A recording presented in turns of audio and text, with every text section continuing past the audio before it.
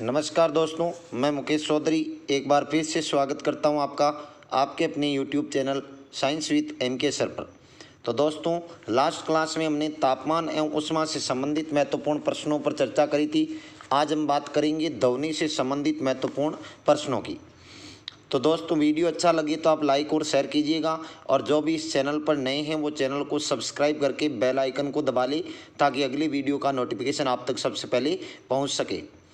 और दोस्तों, अगर आप इसकी PDF प्राप्त करना चाहते हो या शिक्षा जगत से जुड़ी लेटेस्ट जानकारी प्राप्त करना चाहते हो तो हमारे टेलीग्राम ग्रुप को ज्वाइन कर सकते हो, और टेलीग्राम ग्रुप का लिंक आपको डिस्क्रिप्शन में मिलेगा। और दोस्तों, ये क्लास आपके railway NTPC group D REET Patwar इनके लिए अति महत्वपूर्ण साबित होगी, तो आप ध्यान लगा के पढ़िएगा। तो चलिए स्टार्ट करते हैं। हम पहले प्रश्न की तरफ बढ़ते हैं। ये देखिएगा, पहला प्रश्न बहुत ही अच्छा प्रश्न है, बहुत बार पूछा हुआ है। ध्वनि तरंगों की प्रकृति होती है। पहला ऑप्शन अनुप्रस्थ, दूसरा अनुदैर्ध्य, तीसरा अप्रगामी और चौथा विद्युत चुंबकीय। तो दोस्तों जवाब दीजिएगा, ध्वनि तरंगों की प्रकृति कैसी होती है।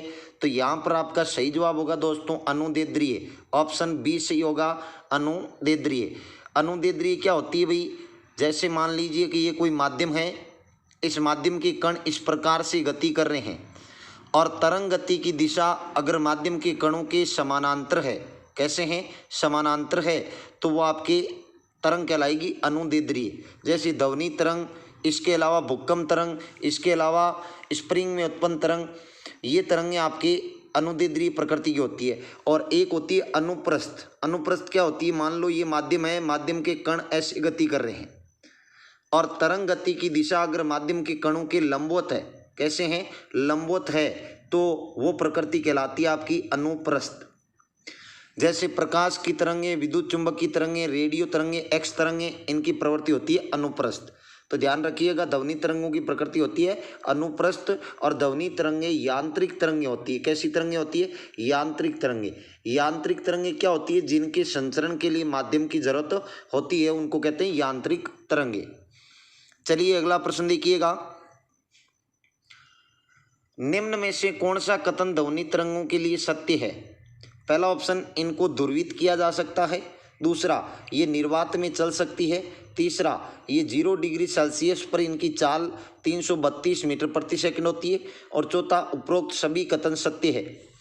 तो जवाब दीजिएगा, ध्वनि तरंगों के लिए कौन सा कथन सत्य है दोस्तों? यहाँ पर आपका सही जवाब होगा सी ऑप्शन, 0 डिग्री सेल्सियस पर इनकी चाल 332 मीटर प्रति सेकंड होती है। ये बहुत बार पूछा जाता है, ध्यान रखिएगा। और ध्यान रखना, ध्वनि तरंगें निर्वात में नहीं चल सकती और इनको ध्रुवित भी नहीं किया जा सकता। चलिए अगला प्रश्न देखिएगा। अवसर्वीय तरंगों की आवृत्ति होती है। अवसर्वीय का दूसरा नाम है दोस्तों इंफ्रासोनिक। क्या कहते हैं इनको? इंफ्रासोनिक। तो इंफ्रासोनिक या अवसर्वीय तरंगों की आवृत्ति कितनी होती है? पहला ऑप्शन आपका 20 हर्ट्ज से कम, दूसरा 20 हर्ट्ज से अधिक, तीसरा 20,000 हर्ट्ज से अधिक और चौथा 20 हर्ट्ज से कम। तो जवाब दीजिएगा दोस्तों, यहाँ पर आपका सही जवाब होगा ए ऑप्शन, 20 हर्ट्ज से क्या होती है? कम होती है, 20 हर्ट्ज से कम। यहाँ पर चौथा ऑप्शन भी सेम है दोस्तों, यहाँ किलो हर्ट्ज कर लो, 20 किलो हर्ट्ज, है ना। तो चलिए अगला प्रश्न देखिएगा। ये रहा अगला प्रश्न आपके सामने। पराश्रव्य तरंगें वे ध्वनि तरंगें हैं जिनकी आवृत्ति, पहला ऑप्शन 20 हर्ट्ज से 1000 हर्ट्ज के बीच है। दूसरा 1000 हर्ट्ज से 20,000 हर्ट्ज के बीच है। तीसरा 20 किलो हर्ट्ज से अधिक है और चौथा 20 हर्ट्ज से कम है। तो पराश्रव्य तरंगें जिनको अपन अल्ट्रासोनिक कहते हैं दोस्तों, क्या कहते हैं? अल्ट्रासोनिक। अल्ट्रासोनिक तरंगें कहा जाता है। तो इनकी आवृत्ति कितनी होती है? तो इनकी आवृत्ति होती है दोस्तों 20,000 हर्ट्ज से अधिक। कितनी होती है? 20,000 हर्ट्ज से अधिक होती है। तो ये अपना ऑप्शन में कौन से में है देखिएगा, 20,000 हर्ट्ज से अधिक किसी में नहीं है। तो आप 20,000 हर्ट्ज को लिख सकते हो 20 किलो हर्ट्ज। क्या लिख सकते हो? किलो का मतलब हो गया 1000, तो आप इसके जगह 3 जीरो की जगह किलो लिख सकते हो। तो 20 किलो हर्ट्ज से क्या होगी? अधिक होगी। तो यहाँ पर आपका सी ऑप्शन राइट होगा, 20 किलो हर्ट्ज से अधिक। चलिए अगला प्रश्न देखिएगा। पराश्रव्य तरंगें मनुष्य द्वारा पहला ऑप्शन सुनी जा सकती है, दूसरा नहीं सुनी जा सकती, तीसरा कभी कभी सुनी जा सकती है और चौथा इनमें से कोई नहीं। तो जवाब दीजिएगा दोस्तों, पराश्रवी तरंगे मनुष्य के द्वारा नहीं सुनी जा सकती। क्या नहीं की जा सकती? नहीं सुनी जा सकती। चलिए अगला प्रश्न देखिएगा, बहुत ही अच्छा प्रश्न है, बहुत बार पूछा जाता है। पराश्रवी तरंगों को सबसे पहले किसने सीटी बजाकर उत्पन्न किया था? पहला ऑप्शन न्यूटन ने, दूसरा गाल्टन ने, तीसरा हर्ट्ज ने और चौथा फेराडे ने। तो जवाब दीजिएगा दोस्तों, यहाँ पर आपका सही जवाब होगा गाल्टन ने। किसने किया था? गाल्टन ने। गाल्टन ने सबसे पहले सीटी बजाकर पराश्रवी तरंगों को उत्पन्न किया था। चलिए अगला प्रश्न देखिएगा, ये भी बहुत अच्छा प्रश्न है। शिकार परभक्षियों या बाधाओं का पता लगाने के लिए चमगादड़ अथवा डॉल्फिन किस परिघटना का प्रयोग करते हैं? पहला ऑप्शन ध्वनि का अपवर्तन, दूसरा विस्पंदों का बनना, तीसरा ध्वनि का प्रकीर्णन और चौथा प्रतिध्वनि का निर्धारण। तो जवाब दीजिएगा दोस्तों, यहाँ पर आपका सही जवाब होगा ऑप्शन डी, प्रतिध्वनि का निर्धारण। प्रतिध्वनि के आधार पर पता चलता है उनको, जो शिकार परभक्षी होती है उनको बाधाओं का पता चलता है। तो चलिए अगला प्रश्न देखिएगा, ये रहा अगला प्रश्न आपके सामने। कीड़ों तथा हानि पहुंचाने वाले तत्वों को घरों से दूर भगाने के लिए प्रयोग में लाया जाता है। पहला ऑप्शन अल्ट्रासोनिक तरंग, दूसरा रेडियो तरंग, तीसरा इंफ्रारेड तरंग और चौथा सबसोनिक तरंग। तो जवाब दीजिएगा, कीड़ों और हानि पहुंचाने वाले तत्वों को घरों से दूर भगाने के लिए किसका प्रयोग करते हैं? तो यहाँ पर आपका सही जवाब होगा अल्ट्रासोनिक तरंगे, पराश्रवी तरंगों का प्रयोग किया जाता है। चलिए अगला प्रश्न देखिएगा, बहुत ही अच्छा प्रश्न है। ध्वनि का तारतम्य किस पर निर्भर करता है? ध्वनि का जो पिच होता है वो किस पर निर्भर करता है? पहला ऑप्शन आवृत्ति पर, दूसरा तीव्रता पर, तीसरा वेग पर और चौथा आयाम पर। तो जवाब दीजिएगा दोस्तों, ध्वनि का तारतम्य किस पर निर्भर करता है? तो यहाँ पर आपका सही जवाब होगा ध्वनि का तारतम्य आवृत्ति पर निर्भर करता है। किस पर? आवृत्ति पर, फ्रीक्वेंसी पर निर्भर होता है। चलिए अगला प्रश्न देखिएगा, विमानों के आंतरिक भागों की सफाई में किसका उपयोग किया जाता है? पहला ऑप्शन पराश्रवी तरंग, दूसरा ऑक्जेलिक अम्ल, तीसरा अवसर्वी तरंग और चौथा कार्बन डाइऑक्साइड। तो जवाब दीजिएगा दोस्तों, विमानों की आंतरिक भागों की सफाई करने में किसका प्रयोग किया जाता है? तो यहाँ पर आपका सही जवाब होगा पराश्रवीय तरंग का। किसका प्रयोग करते हैं? पराश्रवीय तरंग का। चलिए अगला प्रश्न देखिएगा, 20 हर्ट्ज से 20,000 हर्ट्ज बारंबारता की ध्वनि निम्नलिखित में से क्या है? पहला ऑप्शन अल्ट्रासाउंड, दूसरा इंफ्रासोनिक, तीसरा हाइपरसोनिक और चौथा सर्वी या ऑडिबल ध्वनि। तो जवाब दीजिएगा दोस्तों, 20 हर्ट्ज से 20,000 हर्ट्ज की बारंबारता की ध्वनि को क्या कहते हैं? तो यहाँ पर आपका सही जवाब होगा सर्वी ध्वनि या ऑडिबल ध्वनि, जो मनुष्य के कानों के द्वारा सुनी जा सकती है या मनुष्य के कानों को प्रिय लगने वाली ध्वनि है। चलिए अगला प्रश्न देखिएगा, बहुत ही अच्छा प्रश्न है। तरंग का वेग v, आवर्ती n तथा तरंगदैर्ध्य लैम्डा में संबंध दिया जाता है। पहला ऑप्शन v बराबर n लैम्डा, दूसरा v बराबर n बाई लैम्डा और तीसरा v बराबर n माइनस लैम्डा और चौथा v बराबर n प्लस लैम्डा। यहाँ प्लस कर देना। तो जवाब दीजिएगा दोस्तों, यहाँ पर आपका सही जवाब होगा v बराबर n लैम्डा। क्या होगा? v बराबर n लैम्डा। जो तरंग वेग का समीकरण होता है वो होता है v बराबर n लैम्डा। v वेग है, n आवर्ती है और लैम्डा तरंगदैर्ध्य है। चलिए अगला प्रश्न देखिएगा, चंद्रमा पर धरातल से दूर विस्फोट सुनाई नहीं पड़ता है। पहला ऑप्शन वायुमंडल की अनुपस्थिति के कारण, दूसरा चंद्रमा का गुरुत्वाकर्षण कम होने के कारण, तीसरा ध्वनि तरंगों की तीव्रता कम होने के कारण और चौथा उपरोक्त में से कोई नहीं। तो जवाब दीजिएगा दोस्तों, यहाँ पर आपका सही जवाब होगा वायुमंडल की अनुपस्थिति के कारण। किसके कारण? वायुमंडल की अनुपस्थिति के कारण चंद्रमा पर धरातल से दूर विस्फोट होता है, वो सुनाई नहीं देता। चलिए अगला प्रश्न देखिएगा, चमगादड़ अंधेरे में उड़ सकती है क्योंकि? पहला ऑप्शन अंधेरे में उसे साफ दिखाई देता है, दूसरा उसकी आंख का प्यूपिल बहुत बड़ा होता है, तीसरा वह अति तीव्र ध्वनि तरंगें पैदा करती है जो उसका नियंत्रण करती है और चौथा कोई भी चिड़िया ऐसा कर सकती है। तो जवाब दीजिएगा दोस्तों। यहाँ पर आपका सही जवाब होगा सी ऑप्शन, वे अति तीव्र ध्वनि तरंगें पैदा करती है जो उसका नियंत्रण करती है, इस कारण चमगादड़ अंधेरे में उड़ सकती है। चलिए अगला प्रश्न देखिएगा। कथन और कारण दिया हुआ है इसमें हमारे को, तो 15वें प्रश्न में देखिएगा कथन ए, चमगादड़ रात्रि में किसी वस्तु से बिना टकराए ही उड़ता है। कारण देखिएगा आर, चमगादड़ में इंफ्रासोनिक तरंगें निकलती है। तो पहला ऑप्शन ए एवं आर दोनों सही है तथा आर ए का सही स्पष्टीकरण है। दूसरा ए व आर दोनों सही है परंतु आर ए का सही स्पष्टीकरण नहीं है। तीसरा ए सही है परंतु आर गलत है। और चौथा ए गलत है परंतु आर सही है। तो जवाब दीजिएगा दोस्तों। यहाँ पर आपका सही जवाब होगा सी ऑप्शन, ए सही है परंतु आर गलत है, आर गलत है। चलिए अगला प्रश्न देखिएगा। वायु में ध्वनि की चाल 332 मीटर प्रति सेकंड होती है। यदि दाब बढ़ाकर दुगुना कर दिया जाए तो ध्वनि की चाल होगी। तो जवाब दीजिएगा दोस्तों। यहाँ पर पहला ऑप्शन देखिएगा 664 मीटर पर सेकंड, दूसरा 332 मीटर पर सेकंड, तीसरा 166 मीटर पर सेकंड और चौथा 100 मीटर पर सेकंड। तो जवाब दीजिएगा। ध्वनि की चाल 332 मीटर पर सेकंड, वायु में दाब बढ़ाकर दुगुना कर दिया जाए तो ध्वनि की चाल क्या होगी? तो ध्वनि की चाल वही रहेगी दोस्तों, क्योंकि दाब का ध्वनि पर कोई प्रभाव नहीं पड़ता। तो आपकी ध्वनि की चाल 332 मीटर पर सेकंड ही रहेगी। दाब को चाहे 2 गुना करे चाहे 4 गुना करे, ध्वनि की चाल पर कोई प्रभाव नहीं पड़ेगा। चलिए अगला प्रश्न देखिएगा। निम्न दरियों में से ध्वनि सबसे तेज यात्रा करती है। पहला ऑप्शन स्टील में, दूसरा वायु में, तीसरा निर्वात में और चौथा जल में। तो जवाब दीजिएगा किस में सबसे तेज यात्रा करती है ध्वनि? तो पहला ऑप्शन आपका सही होगा स्टील में। स्टील या इस्पात में ध्वनि की चाल सबसे ज़्यादा होती है। कितनी होती है? 5148 मीटर पर सेकंड, मीटर पर सेकंड। चलिए अगला प्रश्न देखिएगा। बादलों की बिजली की चमक के काफ़ी समय बाद बादलों की गर्जन सुनाई देती है, इसका क्या कारण है?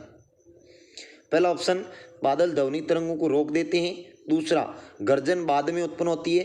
तीसरा, प्रकाश निर्वात में चल सकता है परंतु ध्वनि नहीं। और चौथा, प्रकाश की चाल ध्वनि की चाल में बहुत अधिक है। तो जवाब दीजिएगा दोस्तों। यहाँ पर आपका सही जवाब होगा प्रकाश की चाल ध्वनि की चाल से बहुत ज़्यादा होती है, इस कारण पहले बिजली की चमक दिखाई देती है, उसके बाद बादलों की गर्जन सुनाई देती है। चलिए अगला प्रश्न देखिएगा। वायु में ध्वनि का वेग है लगभग, पहला ऑप्शन 330 मीटर पर सेकंड, दूसरा 220 मीटर पर सेकंड, तीसरा 110 मीटर पर सेकंड और चौथा 232 मीटर पर सेकंड। तो वायु में ध्वनि का वेग कितना होता है? लगभग यहाँ पर आपका सही जवाब होगा 330 मीटर पर सेकंड। वैसे फिक्स मान होता है 332 मीटर पर सेकंड, 332 मीटर पर सेकंड होता है, लेकिन ऑप्शन में 330 मीटर पर सेकंड है, तो आपका सही जवाब होगा ए। चलिए अगला प्रश्न देखिएगा। ध्वनि तरंगें सर्वाधिक तीव्र गति से चलती है। पहला ऑप्शन ठोसों में, दूसरा तरल में, तीसरा गैस में और चौथा वात में। तो जवाब दीजिएगा। बहुत ही अच्छा प्रश्न है। यहाँ पर आपका सही जवाब होगा ठोसों में। ध्वनि की चाल सबसे ज़्यादा किस में होती है? ठोस में होती है और उसके बाद द्रव में, ठोस के बाद द्रव में और उसके बाद गैस में। चलिए अगला प्रश्न देखिएगा। ध्वनि का वेग विभिन्न माध्यमों में, पहला ऑप्शन समान होता है, दूसरा भिन्न भिन्न होता है, ठोस में सबसे अधिक होता है, तीसरा भिन्न भिन्न होता है और द्रव में सबसे अधिक होता है, सबसे कम होता है, और चौथा भिन्न भिन्न होता है और गैस में सबसे अधिक होता है। तो ध्वनि का वेग भिन्न भिन्न माध्यमों में कैसा होता है? जवाब दीजिएगा दोस्तों। यहाँ पर आपका सही जवाब होगा भिन्न भिन्न होता है, ठोस में सबसे अधिक होता है। दोस्तों वीडियो अच्छा लग रहा है तो लाइक शेयर करते रहिएगा। चलिए अगला प्रश्न देखिएगा। लगभग 20 डिग्री सेंटीग्रेड के तापक्रम पर किस माध्यम में ध्वनि की गति अधिकतम रहेगी? पहला ऑप्शन हवा में, दूसरा ग्रेनाइट, तीसरा पानी और चौथा लोहा। तो 20 डिग्री सेल्सियस पर तापक्रम में ध्वनि की चाल कौन से माध्यम में ज़्यादा होगी? जवाब दीजिएगा। यहाँ पर आपका सही जवाब होगा लोहा में। किस में होगी? लोहा में। चलिए अगला प्रश्न देखिएगा। निम्न में से कौन सा एक कथन सही नहीं है? पहला ऑप्शन, तापमान के बढ़ने पर वायु में ध्वनि का वेग बढ़ता है। दूसरा, वायु में ध्वनि का वेग दाब पर निर्भर नहीं करता है। तीसरा, आर्द्रता के बढ़ने पर वायु में ध्वनि का वेग कम हो जाता है। और चौथा, आयाम तथा आवर्ती के परिवर्तन से वायु में ध्वनि का वेग प्रभावित नहीं होता। तो कौन सा कथन सही नहीं है? जवाब दीजिएगा दोस्तों। यहाँ पर आपका सही जवाब होगा सी ऑप्शन, आर्द्रता के बढ़ने पर वायु में ध्वनि का वेग कम हो जाता है। चलिए अगला प्रश्न देखिएगा। वायु में ध्वनि का वेग, पहला ऑप्शन, तापमान के बढ़ने से घटता है। दूसरा, तापमान के घटने से बढ़ता है। तीसरा, तापमान पर आश्रित नहीं रहता। और चौथा, तापमान के घटने से घटता है। तो जवाब दीजिएगा दोस्तों। वायु में ध्वनि का वेग तापमान पर कैसे निर्भर होता है? तो यहाँ पर आपका सही जवाब होगा तापमान के घटने से घटता है और तापमान के बढ़ने से बढ़ता है। चलिए अगला प्रश्न देखिएगा। कथन और कारण दे रखा है अपने को, देखिएगा कथन और कारण। कथन ए दे रखा है, रेलगाड़ी के इंजन से निकली भाप पहले दिखाई पड़ती है और सीटी बाद में सुनाई पड़ती है। कारण आर देखिएगा, प्रकाश तरंगों की चाल की तुलना में ध्वनि तरंगों की चाल बहुत कम होती है। तो पहला ऑप्शन ए व आर दोनों सही है, आर ए का सही स्पष्टीकरण है। दूसरा, ए व आर दोनों सही है परंतु आर ए का सही स्पष्टीकरण नहीं है। तीसरा, ए सही है परंतु आर गलत है। और चौथा, ए गलत है परंतु आर सही है। तो जवाब दीजिएगा दोस्तों। यहाँ पर आपका सही जवाब होगा ए ऑप्शन, ए और आर दोनों सही है और आर ए का सही स्पष्टीकरण है। चलिए अगला प्रश्न देखिएगा। पराध्वनिक विमान उड़ते हैं। पहला ऑप्शन, ध्वनि की चाल से। दूसरा, ध्वनि की चाल से कम चाल से। तीसरा, ध्वनि की चाल से अधिक चाल से। और चौथा, प्रकाश की चाल से। तो पराध्वनिक विमान कैसे उड़ते हैं? जवाब दीजिएगा। यहाँ पर आपका सही जवाब होगा ध्वनि की चाल से अधिक चाल से। ध्वनि की जो चाल होती है उससे अधिक चाल से पराध्वनिक विमान उड़ते हैं। चलिए अगला प्रश्न देखिएगा। वस्तु का वेग उसी माध्यम से एवं उन्हीं परिस्थितियों में ध्वनि के वेग के अनुपात को कहते हैं। वस्तु का वेग तथा उसी माध्यम से एवं इन्हीं परिस्थितियों में ध्वनि के वेग के अनुपात को क्या कहते हैं? पहला, स्थायित्व संख्या। दूसरा, लेमलास संख्या। तीसरा, ओक्टेन संख्या। और चौथा, मेक संख्या। तो जवाब दीजिएगा दोस्तों। यहाँ पर आपका सही जवाब होगा मेक संख्या। क्या कहलाती है? मेक संख्या। चलिए अगला प्रश्न देखिएगा, बहुत ही अच्छा प्रश्न है। मेक अंकों का प्रयोग वेग के संबंध में किया जाता है। पहला ऑप्शन, ध्वनि के। दूसरा, जलयान के। तीसरा, वायुयान के। और चौथा, अंतरिक्ष यान के। तो जवाब दीजिएगा दोस्तों। यहाँ पर आपका सही जवाब होगा वायुयान के। मेक अंकों का जो प्रयोग होता है वो वायुयान के वेग के संबंध में किया जाता है। चलिए अगला प्रश्न देखिएगा। ध्वनि या ध्वनि प्रदूषण मापा जाता है। पहला ऑप्शन, फान में। दूसरा, डेसी में। तीसरा, डेसिबल में। और चौथा, डेसिमल में।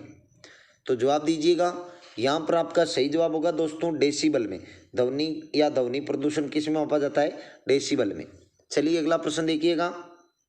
साधारण बातचीत के ध्वनि की तीव्रता होती है। पहला ऑप्शन, 20 से 30 डेसिबल। दूसरा, 30 से 40 डेसिबल। तीसरा, 50 से 60 डेसिबल। और चौथा, 90 से 100 डेसिबल। तो साधारण बातचीत के दौरान ध्वनि की प्रबलता या तीव्रता कितनी होती है? जवाब दीजिएगा। यहाँ पर आपका सही जवाब होगा 30 से 40 डेसिबल। कितनी होती है? 30 से 40 डेसिबल। चलिए अगला प्रश्न देखिएगा। ध्वनि की वह विशेषता जो एक मादा ध्वनि को नर ध्वनि से भिन्न करती है क्या कहलाती है? पहला ऑप्शन, तारत्व है। दूसरा, प्रावस्थान। तीसरा, गुणता। और चौथा, प्रबलता। ध्वनि की वह विशेषता जो एक मादा ध्वनि को नर ध्वनि से अलग करती है उस विशेषता को क्या कहते हैं? जवाब दीजिएगा। यहाँ पर आपका सही जवाब होगा तारत्व। जिस ध्वनि का तारत्व मतलब आवृत्ति ज़्यादा होगी उसका तारत्व ज़्यादा होगा, मतलब पतली ध्वनि का तारत्व ज़्यादा होता है। चलिए अगला प्रश्न देखिएगा। ध्वनि के किस लक्षण के कारण कोई ध्वनि मोटी या पतली होती है? पहला ऑप्शन तीव्रता इंटेंसिटी, दूसरा तारत्व पिच, तीसरा गुणता क्वालिटी और चौथा इनमें से कोई नहीं। तो जवाब दीजिएगा। यहाँ पर आपका सही जवाब होगा तारत्व। पिच जो होता है इसके कारण पता चलता है कोई ध्वनि मोटी या पतली कितनी है। चलिए अगला प्रश्न देखिएगा। पुरुषों की अपेक्षा महिलाओं की आवाज़ अधिक तीक्ष्ण होती है क्योंकि महिलाओं की आवाज़ का पहला ऑप्शन आयाम कम होता है, दूसरा आयाम अधिक होता है, तीसरा तारत्व कम होता है और चौथा तारत्व अधिक होता है। तो जवाब दीजिएगा। यहाँ पर आपका सही जवाब होगा तारत्व अधिक होता है। महिलाओं की आवाज़ का तारत्व क्या होता है? पुरुषों की आवाज़ की तुलना में अधिक होता है। चलिए अगला प्रश्न देखिएगा। एक युवक पुरुष की आवाज़ की तुलना में छोटे बच्चे की आवाज़ प्रिय क्यों लगती है? पहला ऑप्शन बच्चे की आवाज़ का तारत्व पुरुष की आवाज़ की तारत्व की तुलना में कम होता है, दूसरा बच्चे की आवाज़ का तारत्व पुरुष की आवाज़ की तारत्व की तुलना में अधिक होता है और तीसरा बच्चे में अधिक ताकत होती है और चौथा उपरोक्त में से कोई नहीं। तो जवाब दीजिएगा दोस्तों। यहाँ पर आपका सही जवाब होगा बी ऑप्शन, बच्चे की आवाज़ का तारत्व पुरुष की आवाज़ के तारत्व से अधिक होता है। चलिए अगला प्रश्न देखिएगा। स्त्रियों की आवाज़ पुरुषों की अपेक्षा पतली होती है क्योंकि स्त्रियों की आवाज़ पहला ऑप्शन की आवृत्ति अधिक होती है, कि दूसरा है कि तरंग दैर्ध्य अधिक होती है, तीसरा का आयाम अधिक होता है और चौथा का वेग अधिक होता है। तो जवाब दीजिएगा। यहाँ पर आपका सही जवाब होगा कि आवृत्ति अधिक होती है। स्त्रियों की आवाज़ की क्या होती है? आवृत्ति अधिक होती है। चलिए अगला प्रश्न देखिएगा। यदि सितार और बांसुरी पर एक ही स्वर बजाया जाए तो उनसे उत्पन्न ध्वनि का भेद निम्नलिखित में अंतर के कारण किया जा सकता है। पहला ऑप्शन तारत्व प्रबलता और गुणता, दूसरा केवल तारत्व और प्रबलता और तीसरा केवल ध्वनि प्रबलता और चौथा केवल ध्वनि गुणता। तो जवाब दीजिएगा। यहाँ पर आपका सही जवाब होगा केवल ध्वनि की गुणवत्ता। चलिए अगला प्रश्न देखिएगा दोस्तों। ये रहा अगला प्रश्न आपके सामने। निम्नलिखित में से कौन सा एक वायु में ध्वनि तरंगों द्वारा उत्पादित नहीं होता? पहला ऑप्शन ध्रुवण, दूसरा विवर्तन, तीसरा परावर्तन, चौथा अपवर्तन। तो जवाब दीजिएगा। कौन सा एक वायु में ध्वनि तरंगों द्वारा उत्पादित नहीं होता? तो यहाँ पर आपका सही जवाब होगा ध्रुवण। क्या होगा? ध्रुवण। चलिए अगला प्रश्न देखिएगा। ध्वनि तीव्रता की डेसिबल में वह अधिकतम सीमा जिसके ऊपर व्यक्ति नहीं सुन सकता। पहला ऑप्शन 50 डेसिबल, दूसरा 70 डेसिबल, तीसरा 85 डेसिबल और चौथा 95 डेसिबल। तो जवाब दीजिएगा कितने डेसिबल से अधिक की ध्वनि ऊपर मानव नहीं सुन सकता? तो यहाँ पर आपका सही जवाब होगा दोस्तों डी ऑप्शन 95 डेसिबल। कितना होगा? 95 डेसिबल। चलिए अगला प्रश्न देखिएगा। निम्नलिखित में से किसके द्वारा सबसे अधिक ध्वनि प्रदूषण होता है? पहला ऑप्शन मोटर गाड़ी, दूसरा रेलवे इंजन, तीसरा पॉप म्यूजिक और चौथा हवाई जहाज की उड़ान भरना। तो जवाब दीजिएगा। यहाँ पर आपका सही जवाब होगा हवाई जहाज की उड़ान भरना। इसमें सबसे ज़्यादा ध्वनि प्रदूषण होता है। चलिए अगला प्रश्न देखिएगा, लास्ट प्रश्न। नज़दीक आती रेलगाड़ी की सीटी की आवाज़ बढ़ती है जबकि दूर जाने वाली रेल के लिए ये घटती है। ये घटना उदाहरण है किसका? पहला ऑप्शन रमन प्रभाव का, दूसरा जूल थॉमसन प्रभाव का, तीसरा कॉम्पटन प्रभाव का और चौथा डॉपलर प्रभाव का। तो जवाब दीजिएगा दोस्तों। यहाँ पर आपका सही जवाब होगा डॉपलर प्रभाव का। प्रश्न आता है डॉपलर प्रभाव का संबंध किससे है? तो डॉपलर प्रभाव का संबंध है ध्वनि से। और डॉपलर प्रभाव में क्या होता है? जब कोई वस्तु जब किसी श्रोता के पास में कोई स्रोत या कोई माध्यम आता है तो ध्वनि की आवृत्ति बढ़ती जाती है और जैसे ही वो उससे दूर जाता है तो उसकी आवृत्ति घटती जाती है। तो ये थे दोस्तों अपने ध्वनि से संबंधित 40 महत्वपूर्ण प्रश्न। इसके बाद में इसकी एक PDF और आएगी दोस्तों। तो लगातार इस चैनल के साथ जुड़े रहिएगा और वीडियो अच्छा लगा तो लाइक और शेयर कीजिएगा। और जो भी इस चैनल पर नए थे वो सब्सक्राइब करके बेल आइकन को ज़रूर दबा ले, ताकि अगले वीडियो का नोटिफिकेशन आप तक सबसे पहले पहुंच सके। और PDF प्राप्त करनी चाहते हो तो आप हमारे टेलीग्राम ग्रुप को ज्वाइन कर सकते हो, और टेलीग्राम ग्रुप का लिंक आपको डिस्क्रिप्शन में मिलेगा। तो चलिए दोस्तों, फिर मिलते हैं अगली क्लास में जल्दी। तब तक के लिए जय हिंद, नमस्कार।